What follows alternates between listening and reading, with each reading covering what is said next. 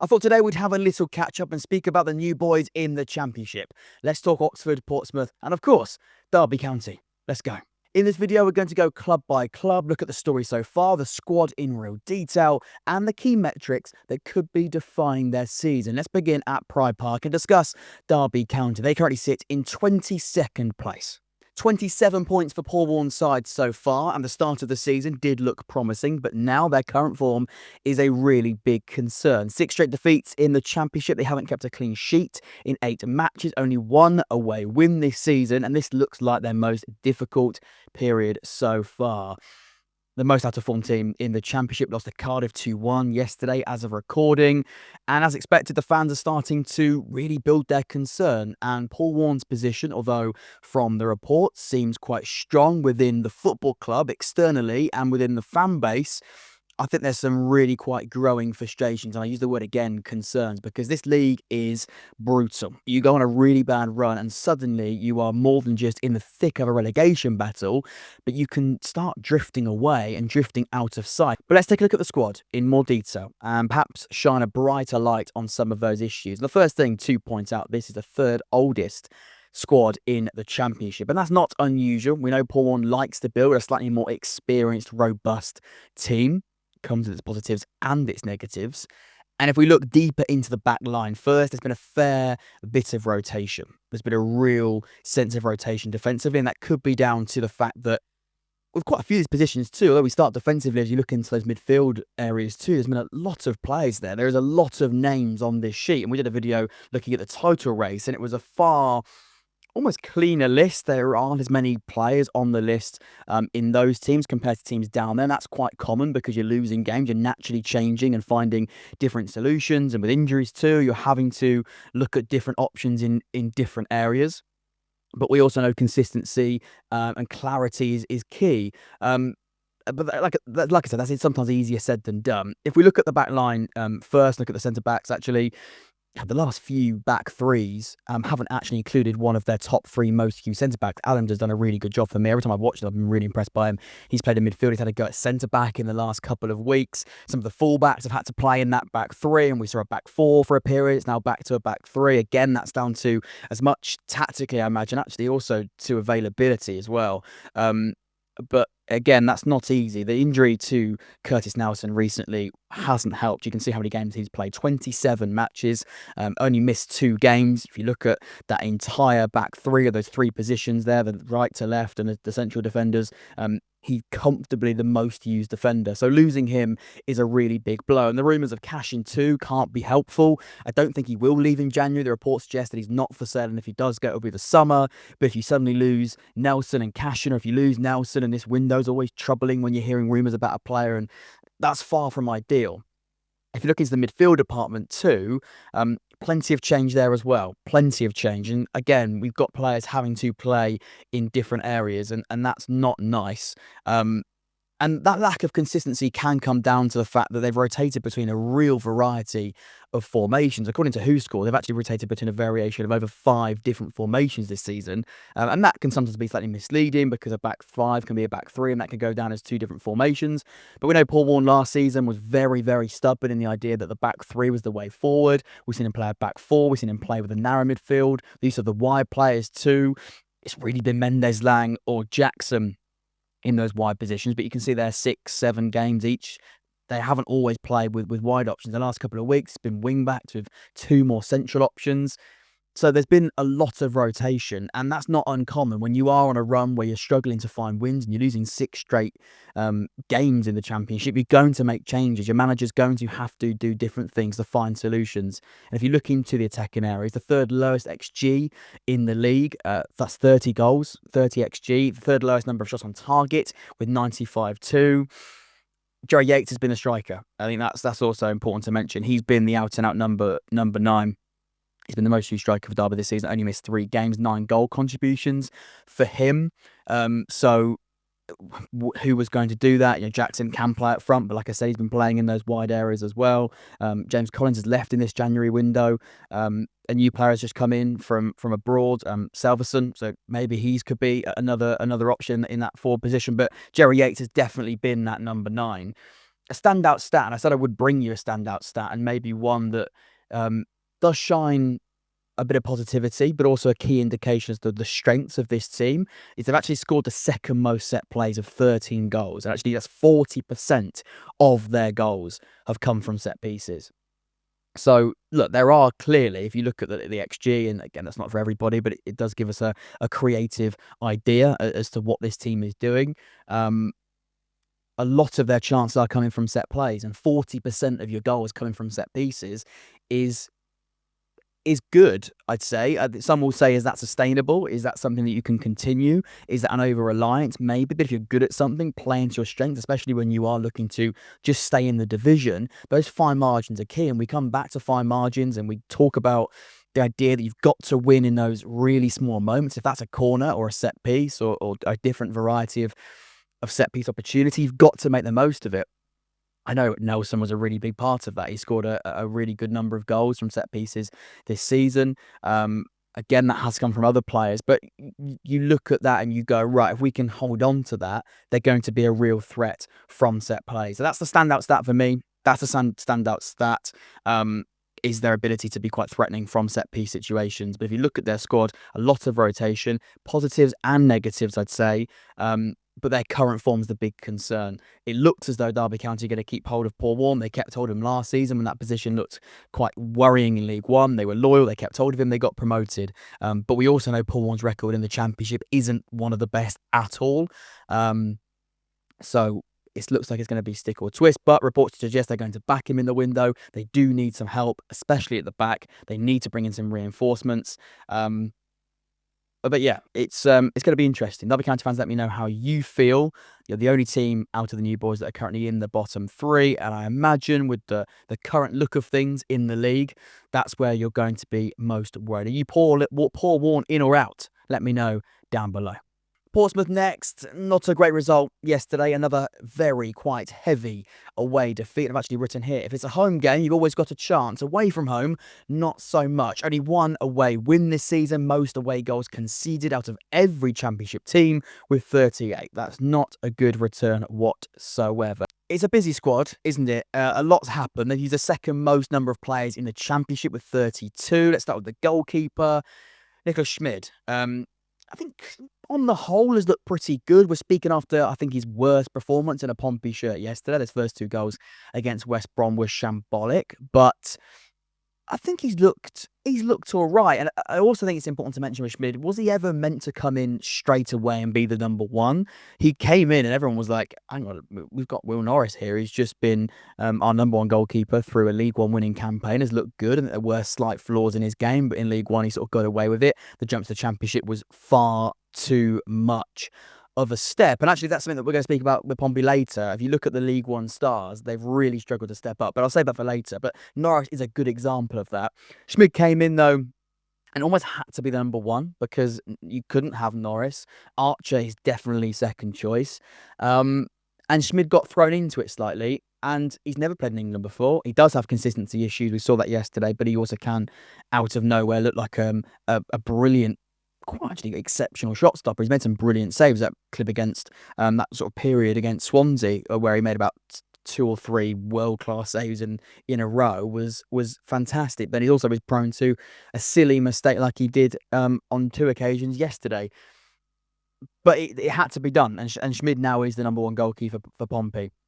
The back 4, heavily rotated, extremely rotated, excluding left back. Actually, I think Conor Ogilvie received quite a lot of stick from Pompey fans, but actually he's played I think every game but one in that position, 27 matches. And Farrell came in to be that almost competition, but maybe even starting left back from Australia. Came with a really good pedigree, came with a really good reputation in Australia. We know that's how they like to recruit, using that foreign market in the Australian market. But he's come in, been, I think, tortured with injuries, and looks like he won't play again before the end of the season. So Conor Ogilvie will be the left back and has been the left back throughout. Other than that, though, it's been all change, hasn't it? At right back, Swanson's played 12 games. Devlin's looked good when he's played at right back. I think he's really developed and taken on that position because he didn't come in as a right back. He's played 8 games. Williams came in the summer and played 8 games. To have 12 appearances to one player and 2 players have played 8 games in one position is wild.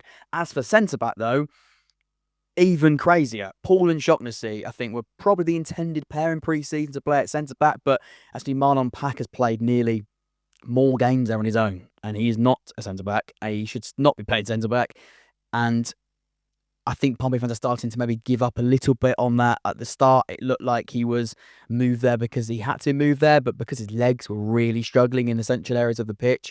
But if you're going to want to play a high line and you want to sort of play with this sort of aggressive style, having someone like Marlon Pack at the back just is not working. The legs aren't there. Any ball in behind, any ball through the middle is just curtains, actually.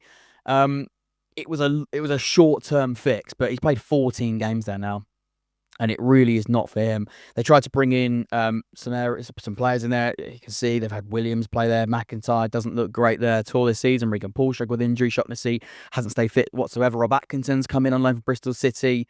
He's been out with injury for a long period at Bristol City. He's now having to play a lot of games, or going to have to try and play a lot of games, because they haven't got anyone. Roddy Towler, he didn't even really cut it in League One when he's given the opportunity. Looked like someone that was going to get a loan move, maybe come back and see how he develops. He's played 10 games in the Championship. I think he nearly didn't even play 10 games in League One last season. So there's a real problem there, isn't there? A real injury availability issue. And that's been one of their biggest problems. They signed Boat too from Fulham. He's not even on the list because he didn't even get to play a game. So it's been messy defensively. They need to get some players back. It sounds obvious, but when we're looking at the squad in detail as to why we're looking at where they are currently, that position is a problem, and the heavy forced rotation is a concern. As we move into midfield, Freddie Potts, to me, has been the real shining light on loan from West Ham. He has been brilliant, and quite rightly the most played central midfielder. 20 games for him. He looks like a Rolls Royce of a midfielder, really strong in the tackle, but actually progressively a really good midfielder. On the ball, looks neat, looks tidy. Yeah, a really good midfielder, and one that I think we could see play at the top end of the Championship. And there was rumours of West Ham recalling him. That deadline for a recall is now expired, so he's going to be staying at Pompey. And for Portsmouth, that's massive, because he has been brilliant. And next to Doze, actually, he's played 18 games. I was really harsh on him at the start of the season, but actually he's come to life. He's grown into the season. He really has. He's looked good, and like, yeah, I think I was. Honestly, I was quite harsh on him. And I sort of said that I don't quite know what he brings. I don't know what he is. He's not a defensive midfielder. He looks quite weak in the tackle. He looks quite sloppy on the ball and almost quite passive and quite weak, actually, but not in a physical sense, but just a little bit flappy. That is a horrible thing to say about an individual, but he did. But he's grown into the season, and he does look much better. Isaac Hayden, of course, is a really good signing from Newcastle on loan. I think he probably will play next to Freddie Potts the majority of the second half of the season in that position. But yeah, they've got options in that double pivot. They've got options, and if you look at the other areas compared to defensive players, they look okay in there. The wide options, though, again, we're back to the conversation with the defenders. A real concern. Beyond Ritchie and Murphy, there isn't much at all. And they have to bring in at least 2 wide players, and maybe one that can play in the number 10 too, because we'll come on to that in a minute. You know, Callum Lang has been phenomenal. He's been immense, essentially, for them. But if you look at those wide options, it is Matt Ritchie's played 11 games. Murphy's played 19 games. You look at the others, it's Callum Lang, who's played 5 on the right, but also he's played the most games in the number 10 position. He can't play in 2 places at once.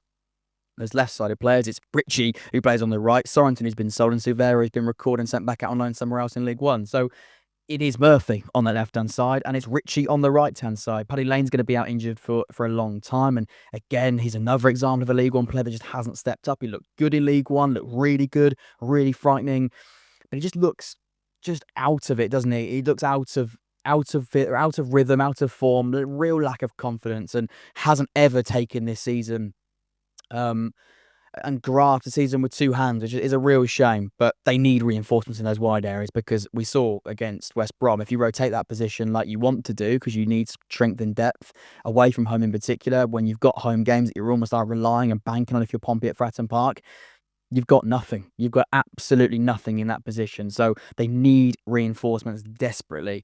But up front, there is a positive, and that's Colby Bishop, and his return can't be understated. Like I said a few months ago, I think he's actually come back a better footballer, and we always knew he had goal scoring output. We always knew how good he was in front of goal, but as a a footballer and the way that he is involved in the attack in more ways than just output is really, really important.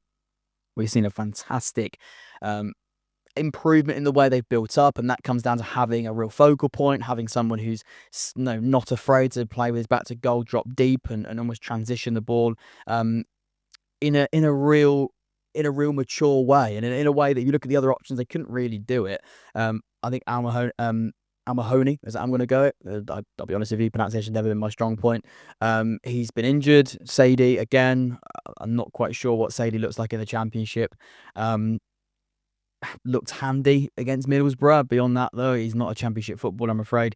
Yengi's been injured. Sorensen's been sold, and you're back with Callum Lang again. So again, I know Waddington's come in and scored in his debut, but again, we're looking at a position there that if it wasn't for Cod Bishop coming back, which was a phenomenal story, they would be in serious trouble. If you look at the options beyond him, not many are fit for a start, let alone in goal-scoring form. But that's Portsmouth. Defensively, I've got my worries still, obviously. The wide areas, though, if we're looking at a position that they need to recruit in, it's got to be in those wide areas. Standout stat, I think that's one to bring to you. Positivity. There are positives in this Pompey team. It's not a full...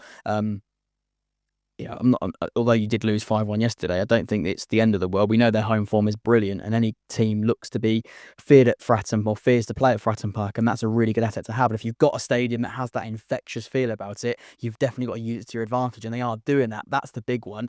Standout stat, though, one back possession in the final third, the most out of every Championship team. 5.3 per 90 winning possession back in the final third. Clearly quite aggressive, and we saw the sort of the identity and what we want to see from a Pompey team, what Pompey fans want to see from their team is that aggressive sort of high press type of football, and that's far easier. And presumably most of that metric is at home, because away from home they do really lack confidence. They shy away. They almost concede possession and concede the ball, and then they get into themselves in a really sticky situation. They almost get sucked into things, and then before you know it, it's a ticking time bomb. You're 3-0 down within 20-30 minutes, and that can't happen. But at home, they're able to play on the front foot. They're able to get in the faces of the opposition, and we've seen some really good performances from Pompey and some really good results when they've done that. So, yeah, that's standout stat. Home form's brilliant. Away form's a concern. There are definitely areas to recruit in the window. We know centre-back is going to be coming in from Australia in Hayden Matthews. Again, looks quite raw, but we'll wait and see. Not a lot on him, to be honest with you. Highly rated in Australia, but that's Australia. And then we'll look at maybe looking at some wide positions, because that has to be looked at, because beyond Richie and Murphy, there isn't much going on. Let's start now by wrapping things up by speaking about the final team, Oxford United. And of course, last but certainly not least, Oxford United, the playoff winner, 36 points. I'll try not to smile through the whole of this section, but as you can imagine, positivity is at an all-time high right now. The only newly promoted team to not keep their manager. And what a difference it's made. And there's going to be people saying how much of a contradiction I am. I did a video on the sacking of Des Buckingham, and yeah, a bit's happened. A bit has happened. Gary Rowett has come in and has been a breath of fresh air. A points per game of 2.25. He has lifted this team, made tweaks tactically, but actually just given this squad a lift. Given this squad a real lift. And there was an emotional departure when Des Buckingham left because of what he'd done, because of what he stood for, his relationship with Oxford United as a football club, the fact that he was the manager that got us into the Championship. His points per game actually was 0.75 at this level, and that was going to relegate us, unfortunately. We don't know what he would have done in the games that Gary Rowett has since managed, but we'll never know that. And what we can now do is accept that Des Buckingham did a brilliant job in getting us to this point. But what Gary Rowett has done is transform us. And that is brilliant, brilliant news. Unbeaten in 8 games, 18 points from a possible 24. The minor structural tweaks he's made tactically have been great. The improvement of individuals transform the side.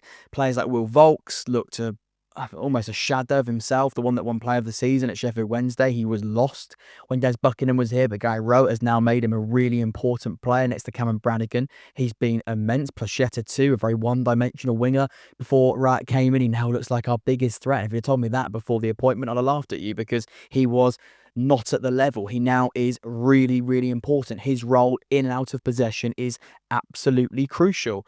Let's take a look at the squad, because There's lots to delve into. Starting off with the goalkeeper, Jamie Cumming. He has been a unsung hero for Oxford this season. I honestly believe he's one of the best shot stoppers in the division. And people will laugh at that and go, yeah, it's because you watch him every single week. But no, when you're Oxford United, you come up against quite a few shots, whether you're good or not. I think far less under Gary Rowett, but you do face shots, you do face opportunities. And to have a goalkeeper that's played in every single game shows how good he's been.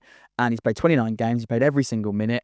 He's been great. Distribution, I think, still does need some work. But actually, where Oxford United currently are in the Championship, to have a goalkeeper that can do his primary job of preventing goals in the back of his net, he's been very, very good at that. The back four has also been consistent.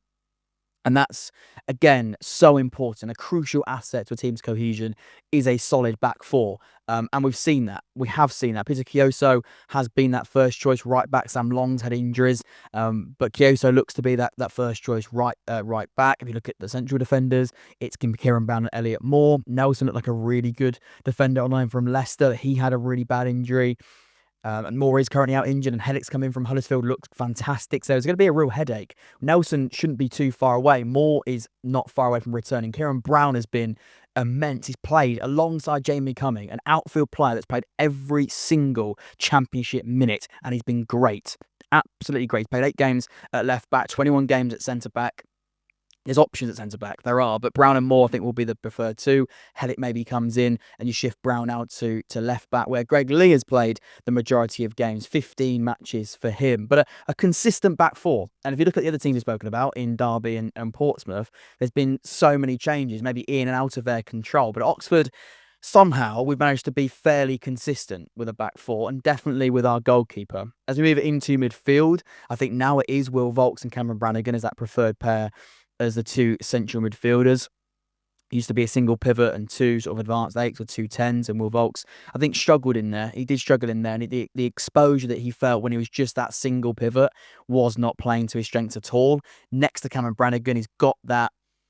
I think it just sort of relieves a bit of pressure, actually, and lets him focus on what he's best at, and that's winning the ball back and giving it to someone like Cameron Brannigan, who can make a few more things happen. Not to say Will Vaulks isn't a good ball player. Some of the passes he sprays out to Placheta are actually very, very good, and he can pass the ball to great ability. But we know Will Vaulks is best at being that robust defensive midfielder, doing that dirty work, winning the ball back, and then passing it off to Cameron Brannigan, who is closer to him. And when you've got a double pivot like that, you are closer to him. And of course, structurally, you've then got less pressure on that back four because you've got two sat in front of them instead of just one.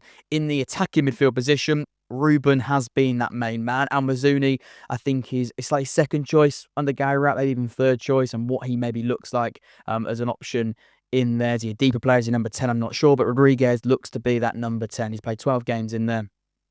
In the slightly deeper position, and 11 games over there in the slightly more traditional number 10 route, which is what Gary Rowett looks to play with an out-and-out number 10 instead of maybe 2 that Des Buckingham did. So plenty of games for Rodriguez, and he's looked on the whole good. I think better under Gary Rowett. I think there are more levels to his game. I think he can be a bit better. I do believe that. I think he has got that real tendency to change games. He is a moment of magic type of player. He'll pop up with a brilliant pass or a brilliant goal and a bit of stardust. Sometimes he can sort of drift in and out of games. That can be frustrating, but he looks to be that number 10 that Gary Rowett prefers. And actually, if you look at the other options there, that's probably fair. Of course, you also say Matos, who can play in central midfield too. So there are options in there. I like what we've got in that midfield place. It looks good. In the wide areas, there has been a lot of rotation. Dembele, of course, had an injury, but he's now back fit. Phillips, I'm not quite sure about, to be quite frank with you. We've obviously had Carl Edwards. His contract doesn't look to be signing or extended, in this window. Owen Dale looks to be out of favour / injury at the moment. I think Placheta and Tyler Goodrum are the preferred wide options, and I'm fine with that. I am fine with that. I think Tyler Goodrum, of course, suspended in the last couple of weeks, but he is that stardust type of player. He is, I think, alongside Brannigan, I think he's our most valuable player. I think it probably is now him as the most valuable player. If we're looking to sell someone, which of course we're not wanting to do, it would be Tyler Goodrum. because he's a player that has stepped up and he's taken to the Championship like a duck to water. And like with a young player like that, you don't quite know what you're going to get, but he has been really, really good. And he's someone that will get you out of trouble with a moment of magic. He'll score a brilliant goal. He'll keep the ball well. I think the way he retains the football is so good. So yeah, him and Placheta. Goodrum having a slightly more freer role inside, and Placheta being that wide outlet who can run at players and get in behind. You've got a real variety and a real flexibility in who you go with in that role. Up front, it's Mark Harris. He remains the starting striker. I think it looks like he's going to be showing that with Bradshaw for the remainder of the season. So, yeah, Dane Scarlett looked all right. I think on loan from Tottenham, he was a cameo type of player, not someone that played loads of minutes. And I think it's pretty clear that Bradshaw, with his relationship with Gary Rowett and actually Mark Harris, who is looking for another goal soon, and we don't want him to go on another one of his droughts. He scored in that first game against Cardiff that Gary came in for. But we know his selfless running. We know what he does out of possession. His press is exceptional. And Bradshaw as well. He's a hard worker, and that's what you want from a striker that the Gary Rowett team is built around. If you look at some of the key stats, the one that stood out for me is we've had the second lowest number of corners, but we've scored the third most. And set pieces is really important. And again, we spoke about this with Derby. We always speak about the fine margins, and I think Oxford, for years it feels like, have not been good enough from set pieces. We've not been threatening, and we've not been as good at making the most of opportunities like that. And to start doing that is really, really key. Think, we've got the second lowest number of corners and we score the third most. If we had some more set pieces, we can be even more threatening. So to add that to our game is great. We've got great height at the back. Hellick's really come and improve that because of his goal return from defensive positions. Kieran Brown, and again, he's been someone that's cropped up with some really important goals, not just with the head, but also with his foot as well. So yeah, it's good. It's good to see that. Also, 11 for clean sheets too. 8 now. A lot of them have come with the new manager, but that's more than every newly promoted side. 11 for clean sheets, 8 in total. Really, really good. So great positivity around Oxford United. A real lift. Tactical tweaks, of course, but I think actually a psychological difference has been made. But again, our primary focus, there'll be lots of external noise about a quite out of the ordinary or I think crazy statement of where Oxford United currently are at, but we're sensible and look at what we need to do. It's staying up first and foremost. And right now, the building blocks and the ingredients are in place to do just that. So very positive. The squad looks in a good place. Rather. I think the January window, we could see 1 or 2 more come in, but a real improvement. 2.25 points per game for Gary Rowett. Very, very good.